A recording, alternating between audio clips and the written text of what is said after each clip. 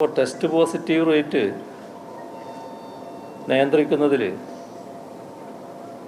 കേരളം കാണിച്ച മികവിനെ കേന്ദ്ര ആരോഗ്യ സെക്രട്ടറി തന്നെ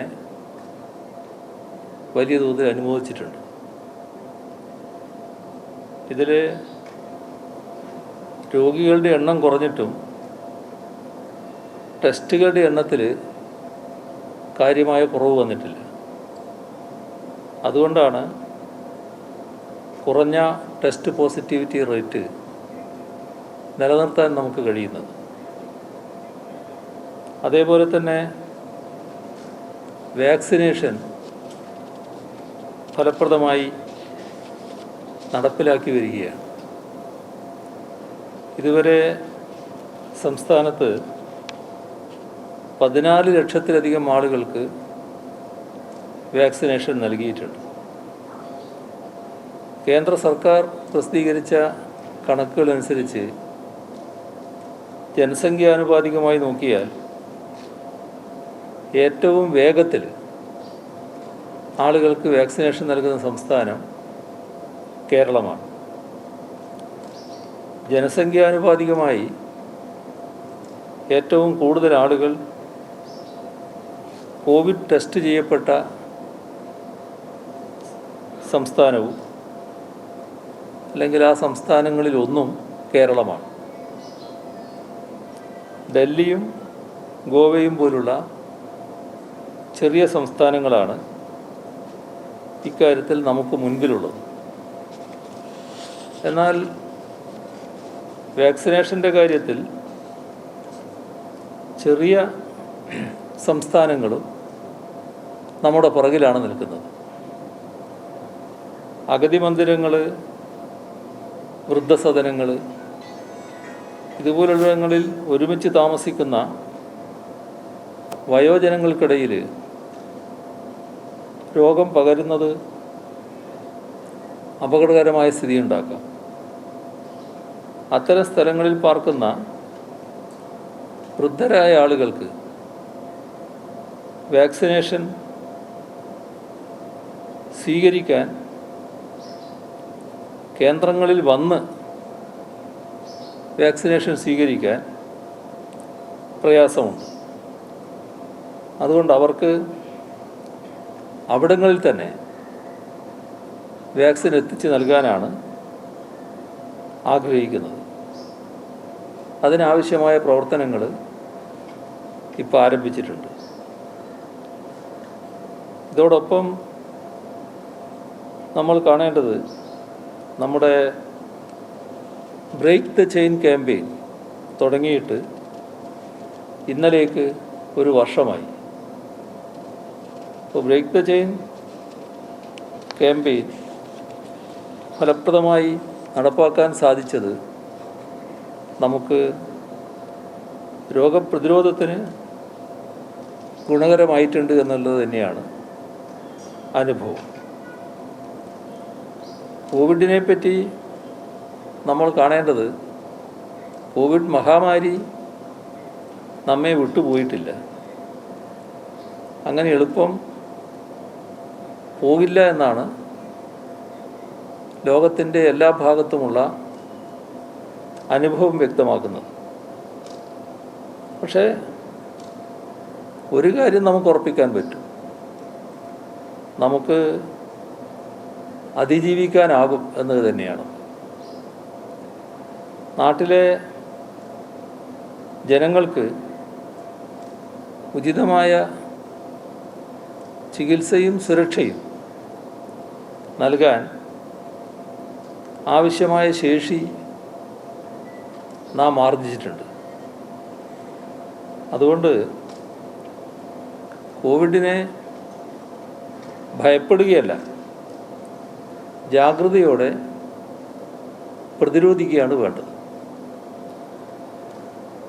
തെരഞ്ഞെടുപ്പ് കാലമായതുകൊണ്ട് ജനങ്ങൾ പരസ്പരം ഇടപഴകുന്നതിൻ്റെ തോത് വർദ്ധിക്കും.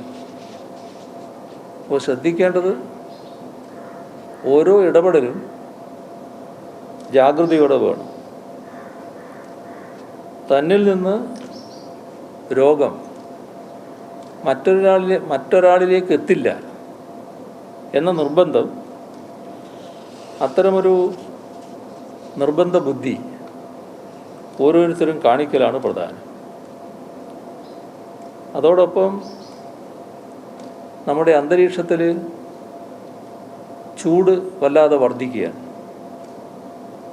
പകൽ സമയത്ത് താപനില കൂടുന്നത് പല വിധത്തിലുള്ള ആരോഗ്യ പ്രശ്നങ്ങൾക്ക് കാരണമായേക്കാം. നമ്മുടേത് ഉയർന്ന അന്തരീക്ഷ ആർദ്രതയുള്ള ഒരു തീരദേശ സംസ്ഥാനമാണ്. അതുകൊണ്ട് തന്നെ സൂര്യാഘാതം, സൂര്യാതാപം, നിർജ്ജലീകരണം ഇത്തരത്തിലുള്ള ഗുരുതരമായ പ്രശ്നങ്ങൾക്ക് സാധ്യതയുണ്ട്. അപ്പോൾ ശ്രദ്ധിക്കേണ്ട കാര്യം, പകൽ 11 മണി മുതൽ 3 മണി വരെയുള്ള സമയത്ത് നേരിട്ട് സൂര്യപ്രകാശം ഏൽക്കുന്നത് ഒഴിവാക്കണം. കുടിവെള്ളം എപ്പോഴും കയ്യിൽ കരുതിയിരിക്കണം. പരമാവധി ശുദ്ധജലം കുടിക്കണം. ദാഹം തോന്നുന്നില്ല എങ്കിലും ഇടയ്ക്ക് വെള്ളം കുടിക്കണം. പുറത്തേക്കിറങ്ങുമ്പോൾ കുടയോ തൊപ്പിയോ വെയിലത്ത് ഇറങ്ങേണ്ടി വരുമ്പോൾ ധരിക്കുന്നതൊരു ശീലമാക്കണം. ഇത്തരം കാര്യങ്ങൾ ഈ ഘട്ടത്തിൽ എല്ലാവരും ശ്രദ്ധിക്കുന്നത് നന്നാവും. ചൂട് പരമാവധി എത്തുന്നത് നട്ടുച്ചക്കാണ്. അപ്പോൾ ആ ഘട്ടത്തിൽ പാചകത്തിലേർപ്പെടുന്നത് ഒഴിവാക്കാൻ ശ്രദ്ധിക്കണം. അതേപോലെ തന്നെ പ്രായമായവർ, കുട്ടികൾ, മറ്റ് രോഗമുള്ളവർ, ഇത് പ്രത്യേകമായി അവശത എന്തെങ്കിലും അനുഭവിക്കുന്നവർ, പകൽ 11 മണി മുതൽ നേരത്തെ പറഞ്ഞ 3 മണി വരെ നേരിട്ട് സൂര്യപ്രകാശം ഏൽക്കാതിരിക്കാൻ പ്രത്യേകം ശ്രദ്ധിക്കണം. അതായത് ഇവർക്ക് എളുപ്പത്തിൽ സൂര്യാഘാതം ഏൽക്കാനിടയുണ്ട്. അപ്പോൾ ഇവരുടെ കാര്യത്തിൽ പ്രത്യേക ശ്രദ്ധ പുലർത്തേണ്ടി വരും. അതോടൊപ്പം തന്നെ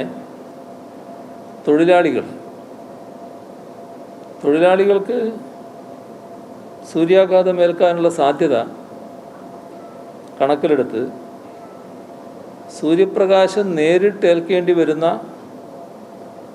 തൊഴിൽ സമയം പുനഃക്രമീകരിക്കാൻ തൊഴിൽദാതാക്കൾ സന്നദ്ധമാക്കണം. ഇപ്പോൾ തെരഞ്ഞെടുപ്പ് കാലമായതുകൊണ്ട് തെരഞ്ഞെടുപ്പ് പ്രവർത്തനത്തിൽ ഇതൊന്നും വകവെക്കാതെ ഇറങ്ങുന്നൊരു സാഹചര്യം സാധാരണ ഉണ്ടാകാറുണ്ട്. പക്ഷേ അങ്ങനെ ഇറങ്ങുന്ന തെരഞ്ഞെടുപ്പ് പ്രവർത്തകർ, രാഷ്ട്രീയ പ്രവർത്തകരായാലും പൊതുപ്രവർത്തകരായാലും തെരഞ്ഞെടുപ്പ് ഉദ്യോഗസ്ഥരായാലും അവരെല്ലാം ഈ കാര്യം പ്രത്യേകം ശ്രദ്ധിക്കണം. അപ്പോൾ സൂര്യാഘാതം ഏൽക്കാതിരിക്കാനുള്ള മുൻകരുതൽ എല്ലാവരും സ്വീകരിക്കേണ്ടതായിട്ടുണ്ട്. ഇവിടെ കേരളത്തിലെ രാഷ്ട്രീയ രംഗം പരിശോധിച്ചാൽ LDFന് ലഭിക്കുന്ന ജനപിന്തുണ LDFന് എതിരാളികളെ വല്ലാതെ ആശങ്കയിലാക്കിയിട്ടുണ്ട്. അതുകൊണ്ടാണ് കൃത്രിമമായി ചില പ്രതീകങ്ങൾ സൃഷ്ടിച്ച് ചർച്ച അത്തരം കാര്യങ്ങളിൽ തളച്ചിടാൻ അവർ ശ്രമിക്കുന്നത്. നേമം മണ്ഡലത്തിലെ മത്സരമാണ് ബി ജെ പിക്കെതിരായ തങ്ങളുടെ തുരുപ്പുചീട്ടെന്നാണ് കോൺഗ്രസ്സുകാർ പ്രചരിപ്പിക്കുന്നത്. ആദ്യം അവർ മുൻ തെരഞ്ഞെടുപ്പുകളിൽ ഒഴുകിപ്പോയ വോട്ടിനെക്കുറിച്ചാണ് പറയേണ്ടത്. അതെങ്ങോട്ടാണ് പോയത്? ആ കാര്യം കോൺഗ്രസ് തന്നെ വ്യക്തമാക്കേണ്ടതാണ്. അപ്പോൾ ആ വോട്ടെല്ലാം തിരിച്ചു പിടിച്ചു കഴിഞ്ഞാലല്ലേ കഴിഞ്ഞ തെരഞ്ഞെടുപ്പിൽ LDF എത്തിയ നിലയുടെ 7,000-എങ്കിലും എത്താൻ കഴിയുകയുള്ളൂ. ഇവിടെ കോൺഗ്രസും ബി ജെ പിയും പരസ്പരം സഹായിക്കുന്ന നിലയാണ് സ്വീകരിച്ചു വരുന്നത്. ഒരു കേരളതല ധാരണ Congress, B J P, UDF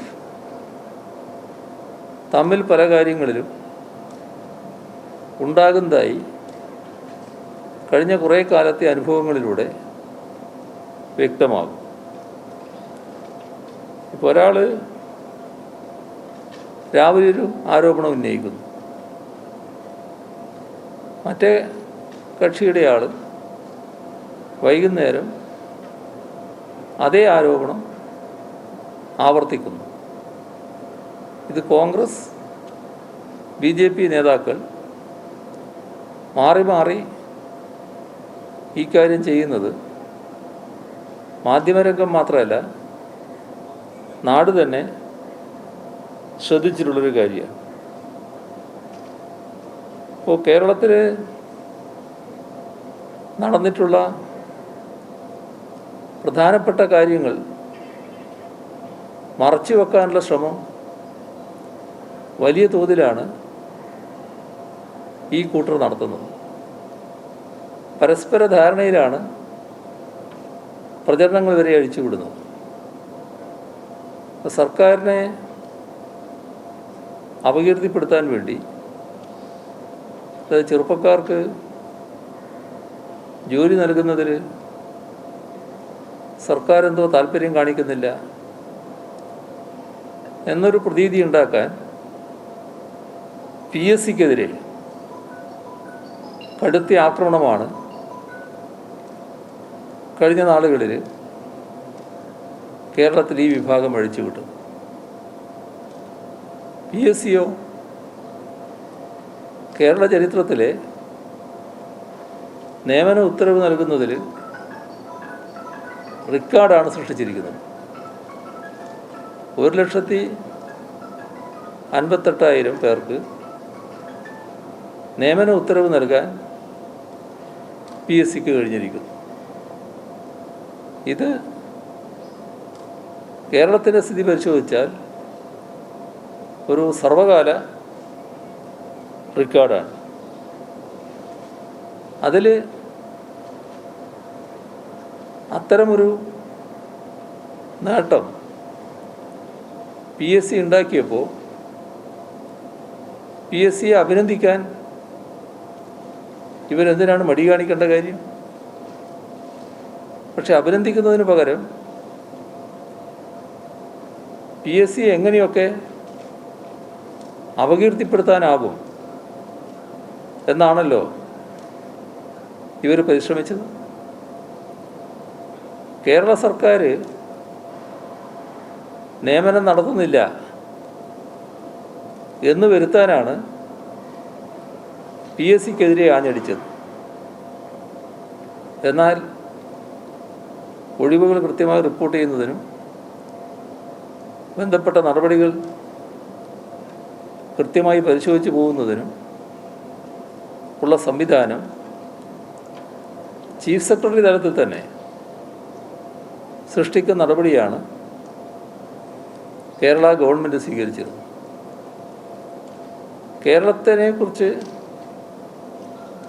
ഗവൺമെൻറ്റിനെക്കുറിച്ച് വിമർശിക്കുമ്പോൾ 1000 നാക്കുള്ള ഇവർക്ക് കോൺഗ്രസിനും UDF-നും BJP-ക്കും അവരുടെ നേതാക്കൾക്കും മറ്റ് ചില കാര്യങ്ങളെക്കുറിച്ച് സംസാരിക്കാൻ നാക്കേ വരുന്നില്ലല്ലോ.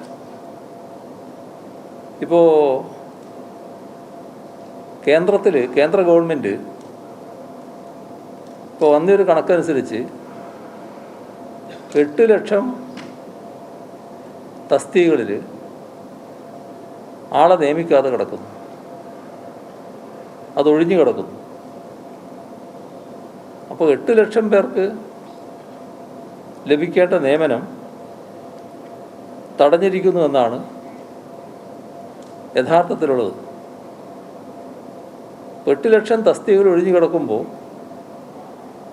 BJP-ക്ക് അതിനെതിരെ സംസാരിക്കാനുള്ള പ്രയാസം നമുക്ക് മനസ്സിലാക്കാനാവും.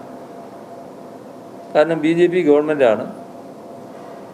അപ്പോൾ അതിനെതിരെ പരസ്യമായ നിലപാടെടുക്കാൻ BJP-ക്ക് കഴിഞ്ഞില്ല എന്ന് വരാം. എന്താണ് കോൺഗ്രസ്സിന് വിഷമം? എന്താണ് UDF-ന് വിഷമം? 8 ലക്ഷം തസ്തികകൾ ഒഴിഞ്ഞാൽ അതൊഴിഞ്ഞിരിക്കുന്നുവെന്ന് പറയാനും നിയമനം നടത്തണമെന്നാവശ്യപ്പെടാനും സാധാരണ നിലക്ക് കോൺഗ്രസ്സിനും UDF-നും അവയുടെ നേതാക്കൾക്കും കഴിയണ്ടേ? അങ്ങനെ കഴിയാതിരിക്കുന്നത് കേന്ദ്ര BJP ഭരണത്തെക്കുറിച്ച് യഥാർത്ഥത്തിലുള്ള ഗൗരവമായൊരു വിമർശനം പോലും ഉന്നയിക്കാതിരിക്കുന്നത് നേരത്തെ പറഞ്ഞ ഒരു കേരളതല ധാരണയുടെ ഭാഗമല്ലേ എന്ന് സംശയിച്ചാൽ അതിൽ കുറ്റം പറയാനാവില്ല. ഇവിടെ നമ്മുടെ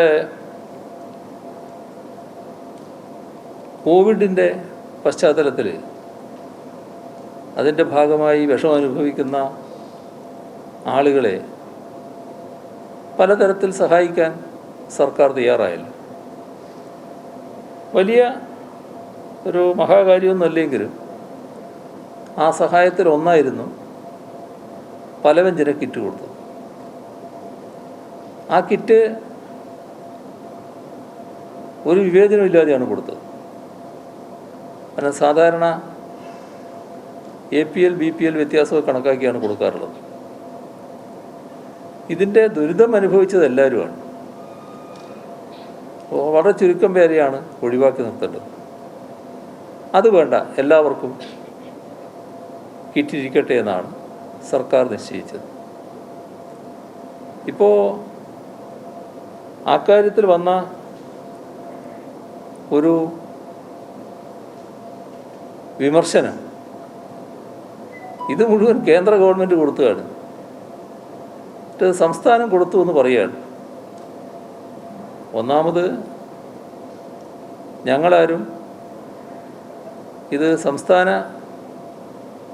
സർക്കാരിൻ്റെ വകയാണെന്ന് പറഞ്ഞ് കൊട്ടിഘോഷിക്കാൻ പോയിട്ടില്ല. നമ്മുടെ കേരളത്തിൽ അതുമായി ബന്ധപ്പെട്ട് അനാവശ്യമായ പ്രചരണത്തിനും പോയിട്ടില്ല. പക്ഷേ വസ്തുതയുണ്ടല്ലോ, സംസ്ഥാനത്തിൻ്റെതാണല്ലോ. ഇപ്പോൾ കേന്ദ്ര ഗവൺമെൻറ് കിറ്റാണ് എന്ന് പറയുന്നവർ എന്നാൽ മറ്റ് സംസ്ഥാനങ്ങളിൽ ഇത് കൊടുക്കണ്ടേ? BJP ഭരിക്കുന്ന സംസ്ഥാനങ്ങളില്ലേ? എല്ലാത്ത സംസ്ഥാനങ്ങളുമില്ലേ? അപ്പോൾ കാര്യങ്ങളെ എങ്ങനെയൊക്കെ വക്രീകരിക്കാം, ഉള്ളതിനെ എങ്ങനെ ഇല്ലാതാക്കാം, ഇതാണ് കേരളത്തിലെ കോൺഗ്രസിൻ്റെയും BJP-യുടെയും UDF-ൻ്റെയും നേതാക്കൾ ചെയ്തുകൊണ്ടിരിക്കുന്ന കാര്യം. ഒരു അക്കാര്യം മനസ്സിലാക്കേണ്ടത് നമ്മുടെ സംസ്ഥാനത്തായാലും രാജ്യത്തായാലും വർഗീയതയ്ക്കെതിരെ ഉറച്ച നിലപാടെടുക്കൽ പ്രധാനമാണ്. അത് ജനങ്ങൾ കൃത്യമായി വിലയിരുത്തുന്നുണ്ട്. മതനിരപേക്ഷതയുടെ സംരക്ഷണം നാം എല്ലാവരും പ്രധാനമായി കാണുന്നുണ്ട്. ആ സംരക്ഷണം, അതിൻ്റെ ഉരക്കല്ല് വർഗീയതയോടുള്ള വിട്ടുവീഴ്ചയില്ലാത്ത സമീപനമാണ് എന്നത് ഓർക്കേണ്ടതാണ്.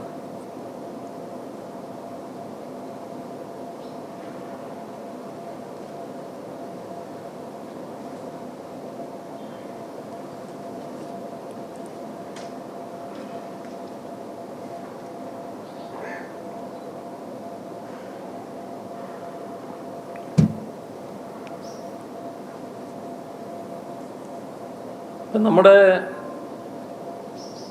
സംസ്ഥാനത്ത് നിന്ന് പാർലമെൻറ്റിലേക്ക് ഇത്തവണ കൂട്ടത്തോടെയാണല്ലോ എം.പിമാർ കേരളത്തിൽ നിന്ന് പോയിട്ടുള്ളത്. നമ്മൾ ചിന്തിക്കേണ്ട ഒരു കാര്യം, BJP-ക്കെതിരെ പലതരത്തിലുള്ള പ്രക്ഷോഭങ്ങൾ നടക്കുന്നുണ്ട്. അപ്പോൾ അതിലൊന്നാണ് ഇപ്പോൾ നടക്കുന്ന കർഷക സമരം. രാജ്യത്തിൻ്റെ ശ്രദ്ധ വലിയ തോതിൽ പിടിച്ചു പറ്റിയ ഒരു സമരമാണ്. ഇപ്പോൾ കഴിഞ്ഞ ദിവസം അതിൻ്റെ 100 ദിവസം പൂർത്തിയായി. ഈ കോൺഗ്രസിൻ്റെ എം.പിമാരിൽ എത്ര പേരാണ് ആ സമരത്തിൽ പോയത്? എൻ്റെ അത്തരമൊരു കർഷക സമരത്തിൽ പങ്കുചേരാൻ കോൺഗ്രസിൻ്റെ എം.പിമാർക്ക് മനസ്സ് വരാതിരുന്നത്? എന്നാൽ ഇടതുപക്ഷത്ത് നോക്കണം.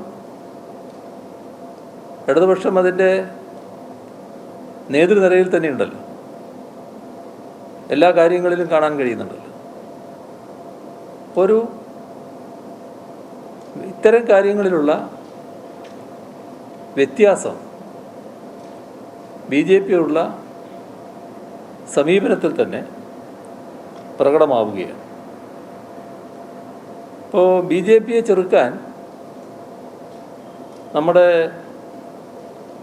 രാജ്യത്തെ ജനങ്ങൾ പല സംസ്ഥാനങ്ങളിലും കോൺഗ്രസിനെ വിജയിപ്പിക്കുന്ന നില സ്വീകരിച്ചിട്ടുണ്ടല്ലോ.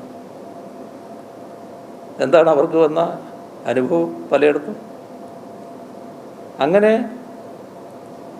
വിജയിച്ചു വന്ന കോൺഗ്രസ് എന്ത് നിലപാടാണ് എടുത്തത്? ജനഹിതം അട്ടിമറിച്ചുകൊണ്ട് തങ്ങളെ തന്നെ BJP-ക്ക് വിൽക്കുന്ന കാഴ്ചയല്ലേ കാണാൻ കഴിഞ്ഞത്? ഇപ്പോൾ ഗോവയിൽ ഒറ്റക്കക്ഷി എന്ന നിലക്ക് കോൺഗ്രസ് ആയിരുന്നില്ലേ വലിയ കക്ഷി? യഥാർത്ഥത്തിൽ ഗവൺമെൻറ് രൂപീകരിക്കാൻ അവകാശവാദം ഉന്നയിക്കാൻ എണ്ണം അവർക്ക് വന്നല്ലോ. ഏറ്റവും വലിയ കക്ഷി എന്ന നിലക്ക് പാർലമെൻ്ററി ജനാധിപത്യത്തിൽ അതല്ലേ സമ്പ്രദായം. എന്നാൽ ജയിച്ചു വന്ന കോൺഗ്രസ് MLA-മാർ ഇരുന്നില്ലല്ലോ. അതിനു മുൻപ് തന്നെ കൂട്ടത്തോടെ BJP-യിലേക്ക് പോവുകയല്ലേ ചെയ്തു. BJP സർക്കാർ രൂപീകരിക്കുന്നതിന് ആവശ്യമായ ബലം കോൺഗ്രസ് അല്ലേ ഉണ്ടാക്കി. ഇപ്പോൾ ഗോവയിൽ ഒറ്റക്കക്ഷി എന്ന നിലക്ക് കോൺഗ്രസ് ആയിരുന്നില്ലേ വലിയ കക്ഷി? യഥാർത്ഥത്തിൽ ഗവൺമെൻറ് രൂപീകരിക്കാൻ അവകാശവാദം ഉന്നയിക്കാൻ എണ്ണം അവർക്ക് വന്നല്ലോ. ഏറ്റവും വലിയ കക്ഷി എന്ന നിലക്ക് പാർലമെൻ്ററി ജനാധിപത്യത്തിൽ അതല്ലേ സമ്പ്രദായം. എന്നാൽ ജയിച്ചു വന്ന കോൺഗ്രസ് MLA-മാർ ഇരുന്നില്ലല്ലോ. അതിനു മുൻപ് തന്നെ കൂട്ടത്തോടെ BJP-യിലേക്ക് പോവുകയല്ലേ ചെയ്തു.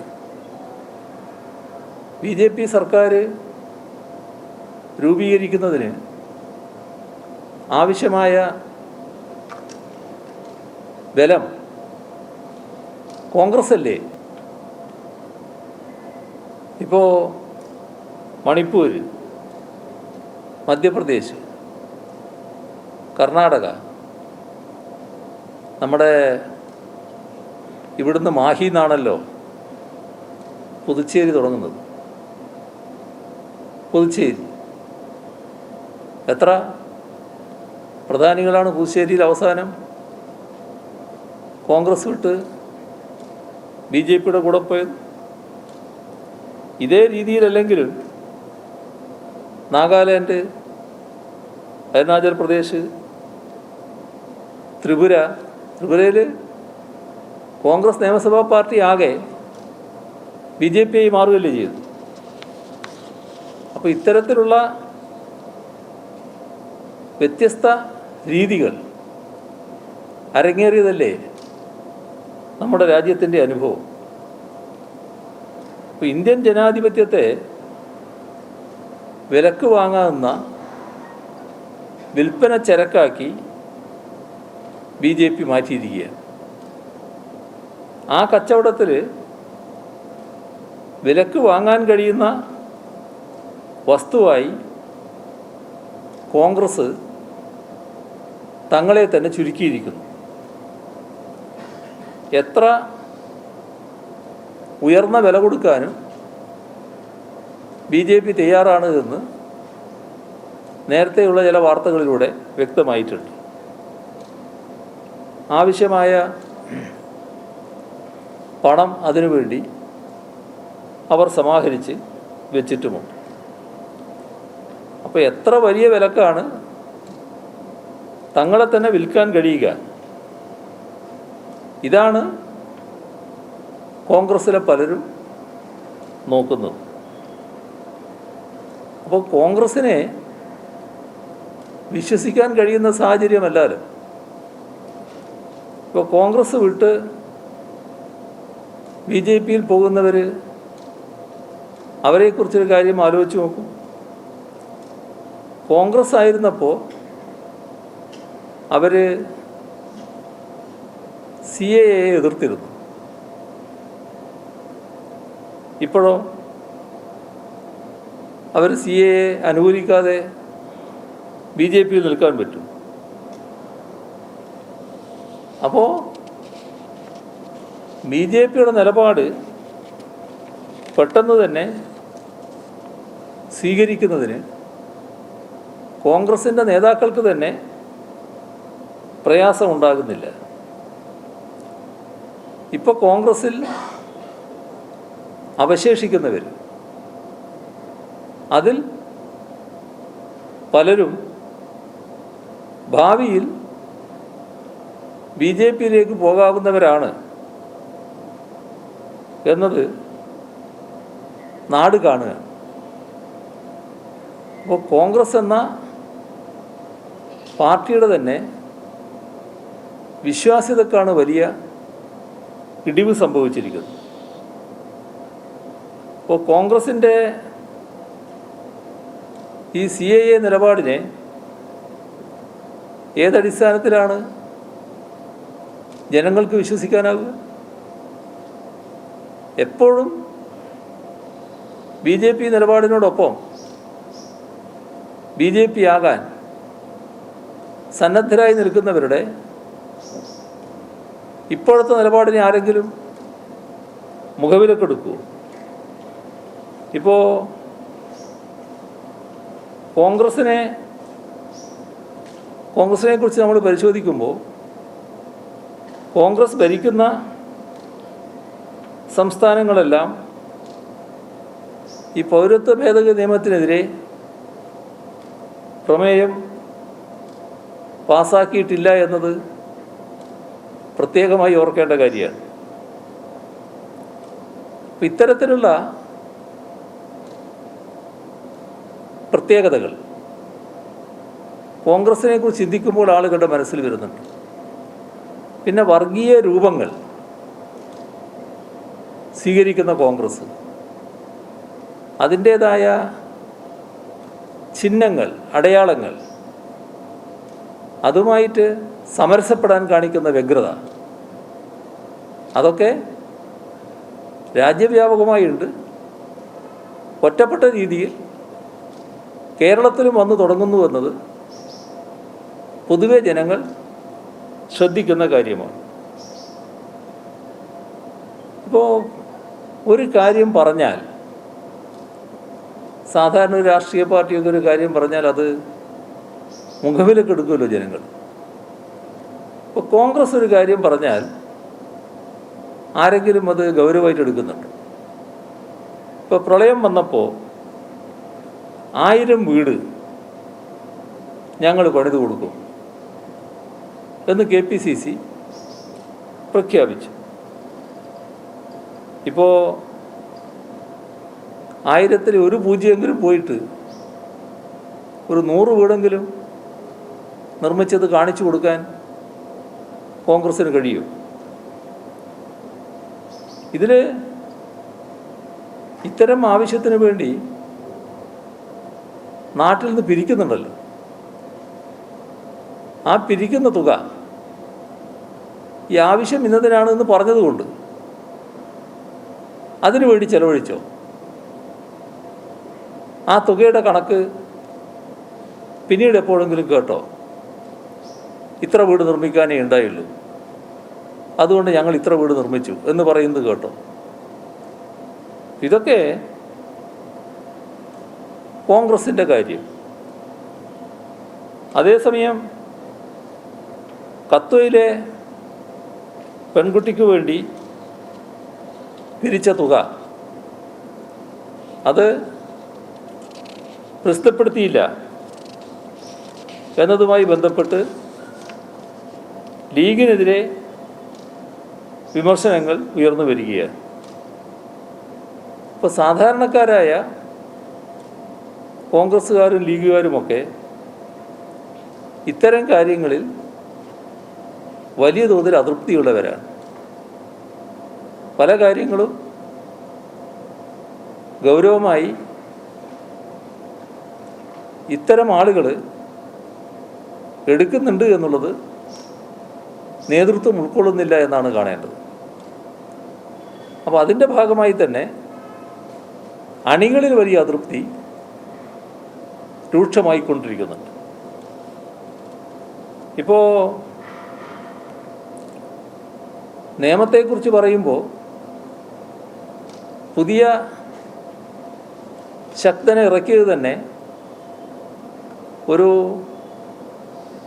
യഥാർത്ഥ പോരാട്ടത്തിനാണോ അല്ല ഇവർ തമ്മിലുള്ള ഒരു ഒത്തുകളിയുടെ ഭാഗമാണോ എന്നത് വരും ദിവസങ്ങൾ കൊണ്ടേ വ്യക്തമാവും. കാരണം അതുമായി ബന്ധപ്പെട്ട് നേരത്തെയുള്ള അനുഭവം വളരെ വിഷമബോധം ഉണ്ടാക്കുന്ന ഒന്നാണ്. കേരളത്തിൽ ആദ്യമായി BJPക്ക് ഒരു സീറ്റ് ഉണ്ടാക്കി കൊടുത്തത്, BJPയുടെ ഭാഷയിൽ താമര വിരിയാൻ അവസരമൊരുക്കിയത് ആരായിരുന്നു എന്നുള്ളത്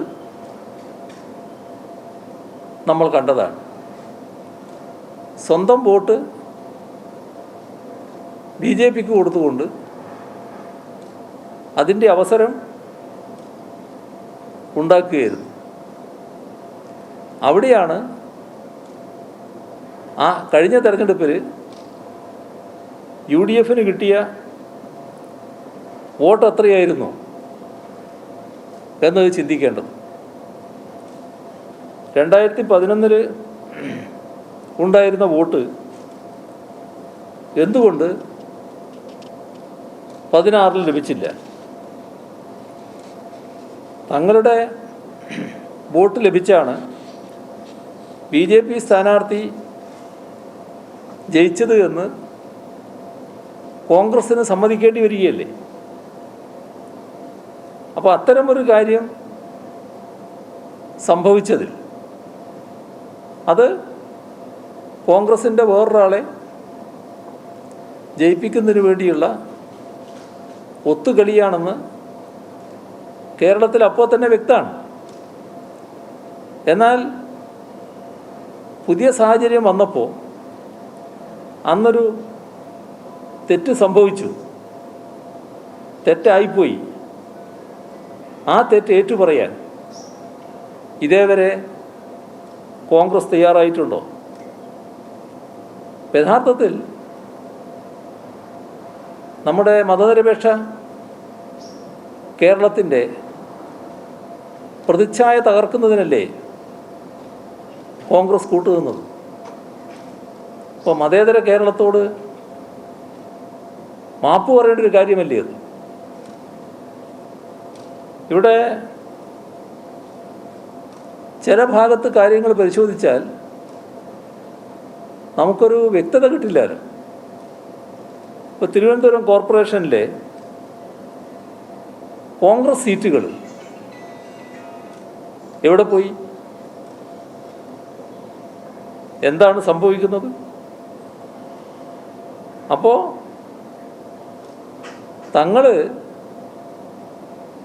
തങ്ങളുടേതെല്ലാം BJPക്ക് സമ്മാനിച്ചു. അങ്ങനെ BJPയെ വളർത്തി.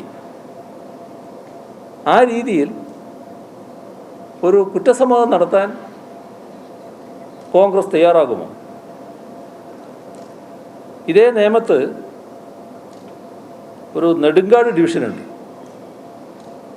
ആ നെടുങ്കാട് ഡിവിഷനിലെ UDFന് 1169 വോട്ടായിരുന്നു നേരത്തെ.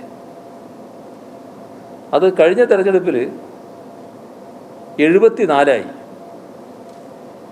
1169 വോട്ടുണ്ടായിരുന്ന ഒരു മുന്നണി 74ആയി ചുരുങ്ങുന്ന നിലയാണ് കാണുന്നത്.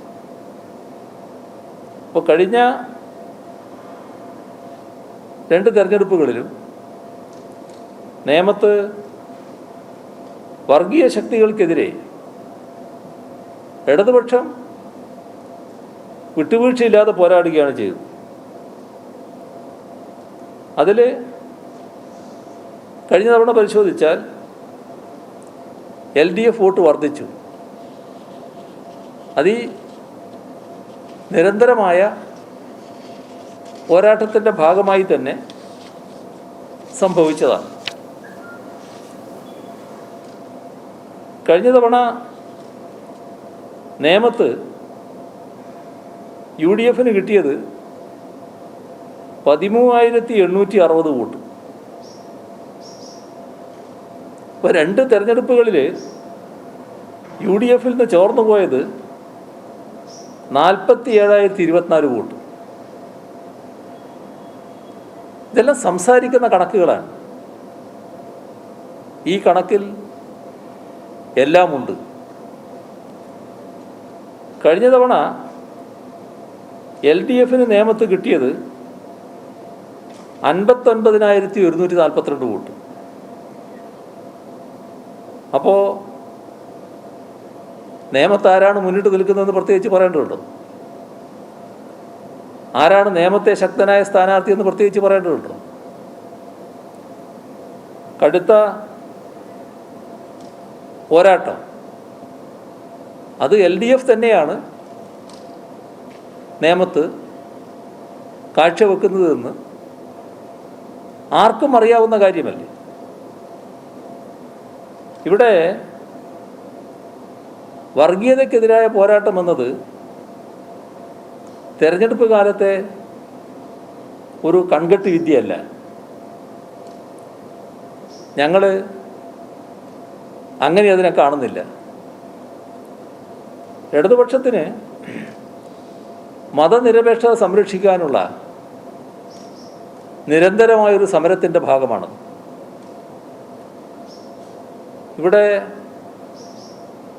മതനിരപേക്ഷ രാഷ്ട്രവും മതനിരപേക്ഷ കേരളവും. മതനിരപേക്ഷ കേരളം നമുക്ക് അഭിമാനപൂർവം രാജ്യത്തിന് മുന്നിൽ സമർപ്പിക്കാൻ കഴിയുന്ന ഒന്നാണ്. അതിനെ തകർക്കാൻ ആര് വന്നാലും ഞങ്ങൾ അതിന് സമ്മതിക്കില്ല. മതേതര കേരളത്തിന് ഇടതുപക്ഷം നൽകുന്ന ഉറപ്പ് തന്നെയാണ്. ഇവിടെ ഒരു പ്രത്യേകത കൂടി പറയാനുള്ളത്, തൊഴിലന്വേഷകർക്ക് രജിസ്റ്റർ ചെയ്യാനുള്ള പോർട്ടൽ ഇക്കഴിഞ്ഞ ഫെബ്രുവരി 9 ഉദ്ഘാടനം ചെയ്തിരുന്നു. ഇതിൻ്റെ വിവരങ്ങൾ നേരത്തെ പറഞ്ഞതാണ്. നാട്ടിലുള്ള അഭ്യസ്തവിദ്യരായ ആളുകൾ ഈ പോർട്ടൽ രജിസ്റ്റർ ചെയ്യുക. അഭ്യസ്തവിദ്യരായ ധാരാളം ആളുകളുണ്ട്. വർക്ക് ഫ്രം ഹോം എന്ന പുതിയ പ്രവർത്തന രീതി വന്നിട്ടുണ്ടല്ലോ. അതിൽ നിന്നാണ് ഇങ്ങനൊരു ആശയം ഉടലെടുത്ത് വന്നത്. അതിൻ്റെ ഭാഗമായി ധാരാളം പ്രത്യേകിച്ച് സ്ത്രീകൾ, നല്ല പ്രൊഫഷണലുകൾ, ഉന്നത വിദ്യാഭ്യാസ യോഗ്യതയുള്ളവർ, നേരത്തെ ജോലി എടുത്തവർ എല്ലാം വീടുകളിൽ കഴിയുന്നുണ്ട്. സ്ത്രീകളല്ലാത്തവരുമുണ്ട്. അപ്പോൾ എല്ലാവർക്കും രജിസ്റ്റർ ചെയ്യാവുന്നൊരു പോർട്ടൽ, അതായത് വർക്ക് ഫ്രം ഹോം എന്നത് കൂടുതൽ വിപുലീകരിച്ചുകൂടി എന്ന ആശയത്തിൽ നിന്നാണ് വരുന്നത്. ഇത്തരമൊരു പോർട്ടൽ വരുന്നതോടുകൂടി ലോകത്തെ തൊഴിൽദാതാക്കളായ കമ്പനികളെയെല്ലാം ബന്ധപ്പെടും. അവർക്കാവശ്യമുള്ള ആളുകളെ ഈ പോർട്ടൽ വഴി കണ്ടെത്താൻ പറ്റും. അപ്പോൾ അവർ പോർട്ടലിനെ സമീപിക്കും. KDISCാണ് പോർട്ടലിൻ്റെ എല്ലാ കാര്യങ്ങളും നിർവഹിക്കുന്നത്. അപ്പോൾ ഒരു കമ്പനിക്ക് എത്ര ആളാണോ വേണ്ടത് അവർ പറഞ്ഞാൽ ഈ പറഞ്ഞ യോഗ്യതയുള്ള ആളുകളെ കമ്പനിയുടെ മുന്നിൽ സ്വാഭാവികമായും ഇന്ന ആളുകളാണുള്ളത് എന്ന് പറഞ്ഞ് എത്തിക്കും. അപ്പോൾ അവർക്ക് യോഗ്യത അനുസരിച്ച് എടുക്കാം. മറ്റൊരു കാര്യം കൂടി ചെയ്യും. സർക്കാർ ഇവർക്ക് ആവശ്യമായ നൈപുണ്യ വികസനം നൽകും, അതിനുള്ള പരിശീലനം നൽകും. അപ്പോൾ നൈപുണ്യ വികസന പരിശീലനം പഠിച്ച് കുറേ കാലമായി, അല്ലെങ്കിൽ തൊഴിലെടുത്തിട്ട് കുറേ കാലമായി, അപ്പോൾ അവരുടെ നൈപുണ്യത്തിന് കുറച്ചൊരു മങ്ങൽ വന്നിട്ടുണ്ടാകും. അതൊന്ന് പുതുക്കാനുള്ള പരിശീലനവും നൽകും. അപ്പോൾ ഇത് പറയാൻ കാരണം, ഇപ്പോൾ ഈ പോർട്ടൽ വഴി 32 പേർക്ക് ഏണസ്റ്റ് ആൻഡ് യങ് എന്ന മൾട്ടിനാഷണൽ കമ്പനിയിൽ ജോലി ലഭിച്ചിരിക്കുകയാണ്. അവർക്ക് robotic process automation, software testing, data science, ഈ മേഖലകളിലായിരുന്നു ആളുകൾ വേണ്ടത്. കുറച്ച് പേരേ വേണ്ടു. അങ്ങനെയാണ് 32 പേരായത്. അപ്പോൾ റോബോട്ടിക് പ്രോസസ് ഓട്ടോമേഷൻ, ഈ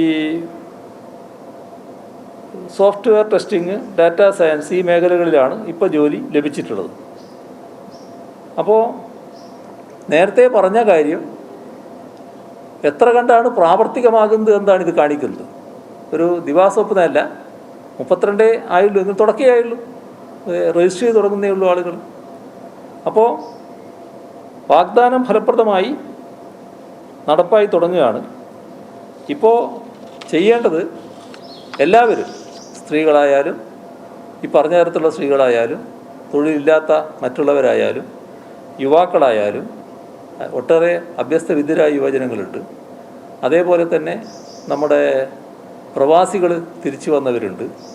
അങ്ങനെയുള്ളവരെല്ലാം ഇതിനകത്ത് രജിസ്റ്റർ ചെയ്യുക എന്നുള്ളതാണ് ഏറ്റവും പ്രധാനം. അപ്പോൾ രജിസ്റ്റർ ചെയ്യാത്തവർ വേഗം തന്നെ ഇതിനകത്ത് പോർട്ടൽ രജിസ്റ്റർ ചെയ്ത് പ്രധാനമാണ്. https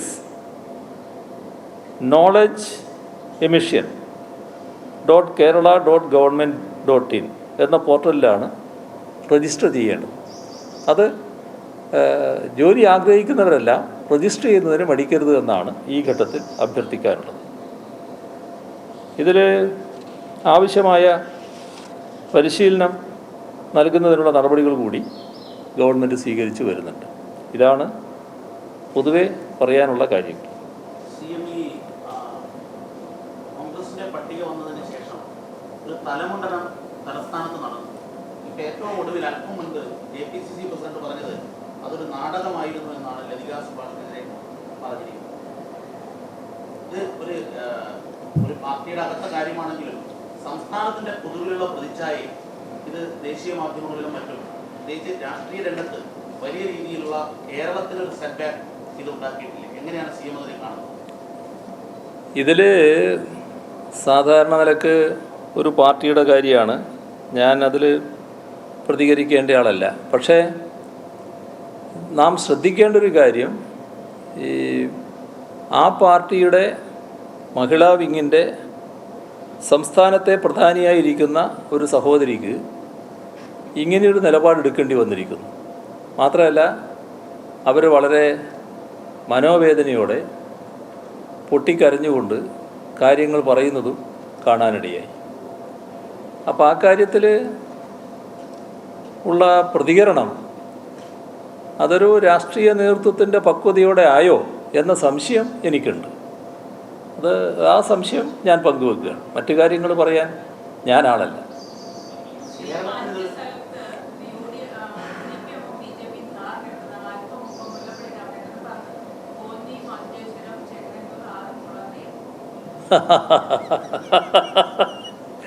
ആ കോന്നിയിൽ കഴിഞ്ഞ പ്രാവശ്യം ആരായിരുന്നു മത്സരിച്ചത്? കോന്നിയിൽ കഴിഞ്ഞ പ്രാവശ്യം മത്സരിച്ചത് BJPയുടെ പ്രസിഡന്റ് തന്നെയാണ്.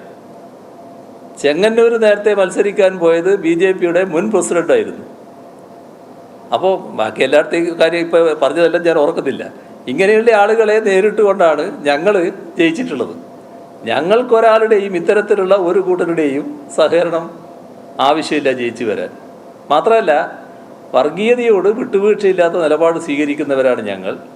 4 വോട്ടിന് വേണ്ടി വർഗീയ ശക്തികളെ ഏതെങ്കിലും തരത്തിൽ ഒന്ന് സമരസപ്പെടുത്തി കളയാം എന്ന് ചിന്തിക്കുന്ന അല്പത്വവും ഞങ്ങൾ കാണിക്കില്ല.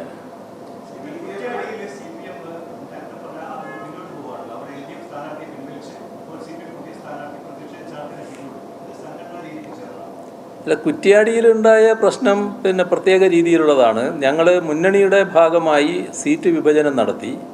ആ സീറ്റ് വിഭജനത്തിൽ ഒരു പുതിയ പാർട്ടി വരുമ്പോൾ അവർക്ക് കോഴിക്കോട് ജില്ലയിലൊരു സീറ്റ് വേണമായിരുന്നു.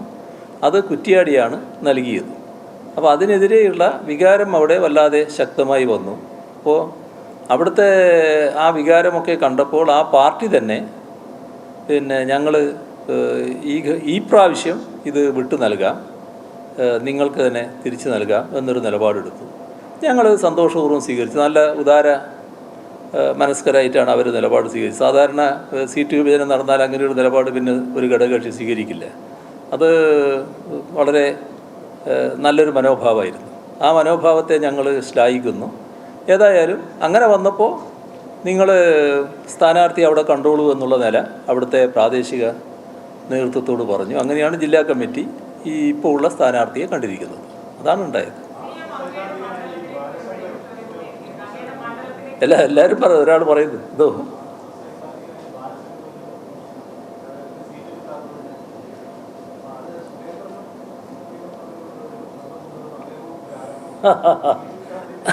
നല്ല ആളാണ്, ബന്ധപ്പെടാൻ പറ്റുന്ന ആൾ തന്നെയാണത്. ഇതെല്ലാം നാട്ടിലെല്ലാവർക്കും അറിയാവുന്ന കാര്യമില്ല. അദ്ദേഹത്തിന് എന്താ അങ്ങനെ, അദ്ദേഹം പൊതുവിൽ അങ്ങനെ ഒരു വിടുവായനല്ല എന്നാണ് ഞാൻ കേട്ടിട്ടുള്ളത്. എനിക്ക് വളരെ അടുത്ത പരിചയമൊന്നും ഇല്ലെങ്കിലും ഈ ഒരു വിടുവായനല്ല എന്നാണ് കേട്ടിട്ടുള്ളത്. എന്താണ് അങ്ങനെ പറഞ്ഞതെന്ന് എനിക്ക് മനസ്സിലാകുന്നില്ല. ഓ അത് ശരി, അതായിരിക്കും യഥാർത്ഥത്തിൽ പറഞ്ഞത്.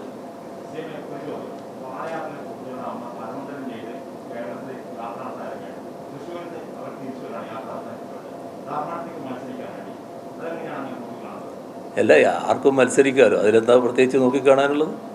പിന്നെ ആ പ്രശ്നത്തെ സംബന്ധിച്ചാണെങ്കിൽ ഞങ്ങൾക്ക് യാതൊരു മനസാക്ഷി കുത്തുമില്ല. കാരണം അതിനകത്ത് ആ അമ്മയുടെ വികാരത്തോടൊപ്പമാണ് ഞങ്ങൾ നിന്നിട്ടുള്ളത്. അതിൻ്റെ ഭാഗമായുള്ള നടപടികളാണ് ഓരോ ഘട്ടത്തിലും ഞങ്ങൾ സ്വീകരിച്ചിട്ടുള്ളത്. അവരെന്താണോ ആവശ്യപ്പെട്ടിരുന്നത് അതനുസരിച്ചാണ് അവസാനം CBIക്ക് ആ അന്വേഷണം വിടുന്നിടത്തുവരെ കാര്യങ്ങൾ എത്തിയത്.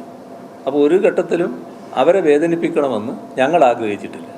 പിന്നെ അവരെ പല തരത്തിലുള്ള ആലോചനകൾ അവർക്കുണ്ടാവും. അതിൻ്റെ ഭാഗമായിട്ട് എന്തെങ്കിലും നിലപാടെടുക്കുന്നുണ്ടെങ്കിൽ അതെടുക്കട്ടെ, അത്രയേ ഉള്ളൂ.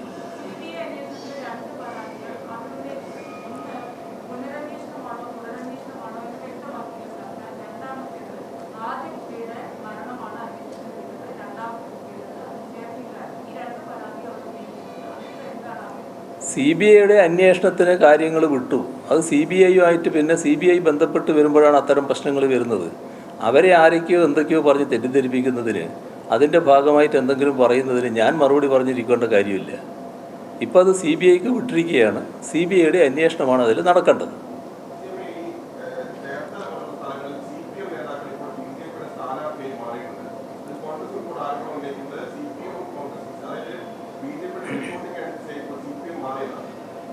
ഏതെങ്കിലും ഒരു പാർട്ടിക്ക് ചേരാത്ത ഒരാൾ, ഞങ്ങളെ പാർട്ടിയുടെ ഒപ്പം നിന്ന് പ്രവർത്തിച്ച് വന്ന ഒരാൾ പാർട്ടിക്ക് ചേരാത്ത പ്രവർത്തനങ്ങളിൽ ഏർപ്പെട്ട് പാർട്ടിയിൽ നിന്ന് പുറത്താക്കി.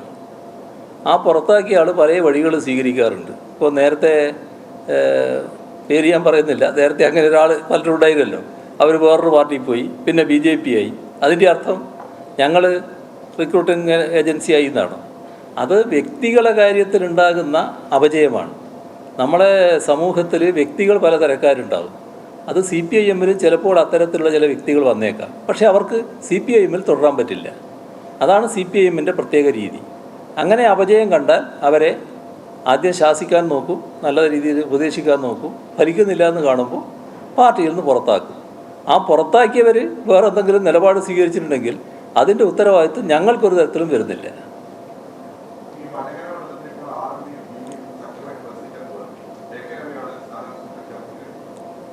അവർ മുൻപും അവിടെ സ്ഥാനാർത്ഥിയായിട്ടില്ലേ? അതിൽ എത്രമാത്രം പ്രശ്നം എന്താണ്? അവിടെ സാധാരണ നിലക്ക് നല്ല മത്സരം നടക്കും. LDF ജയിച്ച മണ്ഡലമാണ്. നല്ല രീതിയിൽ തന്നെ അവിടെ ജയിച്ചു വരും.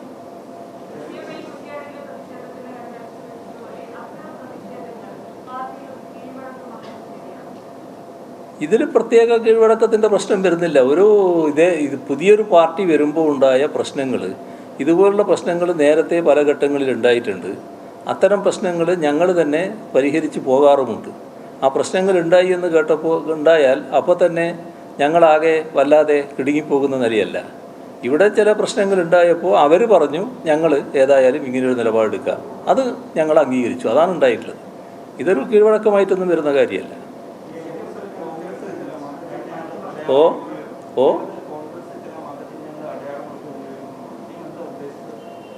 അല്ല, ഞാൻ വ്യക്തമാക്കേണ്ടെന്നുള്ളതുകൊണ്ടാണല്ലോ പേരുകളൊന്നും പറയാതിരുന്നത്. പല കാര്യങ്ങളും നിങ്ങൾ തന്നെ കണ്ടിട്ടുണ്ടാവുമല്ലോ. അല്ലെങ്കിൽ നിങ്ങളത് കണ്ടിട്ടും കണ്ടില്ല എന്ന് അടിച്ചതായിരിക്കണം. നമ്മുടെ നാട്ടിൽ തന്നെ സാധാരണഗതിയിൽ കോൺഗ്രസ്സിന് ചേരാത്ത ചില കാര്യങ്ങൾ കോൺഗ്രസിൻ്റെ ആളുകൾ ചെയ്തിട്ടുണ്ടല്ലോ.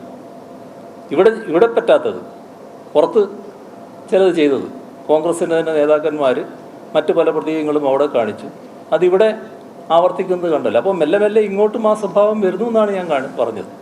ഞാൻ പ്രത്യേക ആളെ പേരൊന്നും എടുത്ത് പറയാൻ ആഗ്രഹിക്കാത്തതുകൊണ്ടാണ് പേര് പറയാതിരുന്നത്.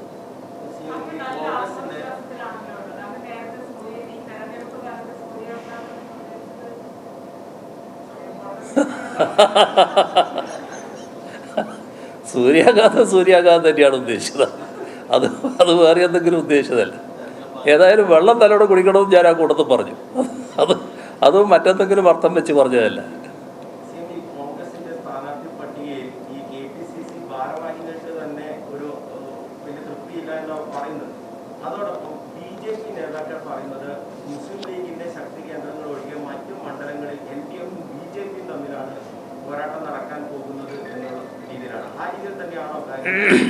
ഞങ്ങൾ ഇവിടെ രണ്ടു കൂട്ടർക്കും എതിരാണ്. അതായത് BJP രാജ്യം ഭരിക്കുന്നൊരു കക്ഷി, അത് പ്രതിദാനം ചെയ്യുന്ന ആഗോളവൽക്കരണ ഉദാരവൽക്കരണ നയങ്ങളുണ്ട്. ഇതേ ആഗോളവൽക്കരണ ഉദാരവൽക്കരണ നയം തന്നെയാണ് കോൺഗ്രസും പുലർത്തി പോകുന്നത്. അപ്പോൾ രണ്ടു കൂട്ടരും ഒരേ നയത്തിൻ്റെ വക്താക്കളാണ്. അപ്പോൾ ഈ രണ്ടിനെയും എതിർത്ത് പോവുക എന്നുള്ളത് തന്നെയാണ് ഞങ്ങളുടെ നിലപാട്. ഏതെങ്കിലും ഒന്നിനെ എതിർത്ത് മറ്റൊന്നിനെ വളം വെച്ച് കൊടുക്കുക എന്നുള്ളതല്ല. രണ്ടിനെയും എതിർക്കാനുള്ള ശേഷി ഞങ്ങൾക്കുണ്ട്. ആ ശേഷി വെച്ച് ഞങ്ങൾ എതിർക്കുകയാണ്. ഇവിടെ UDFനെ പരാജയപ്പെടുത്തും, BJPയെ വളർത്താതിരിക്കും. ഇതാണ് ഞങ്ങളുടെ നിലപാട്. നമ്മളെ സമയം കഴിഞ്ഞു. ഇനി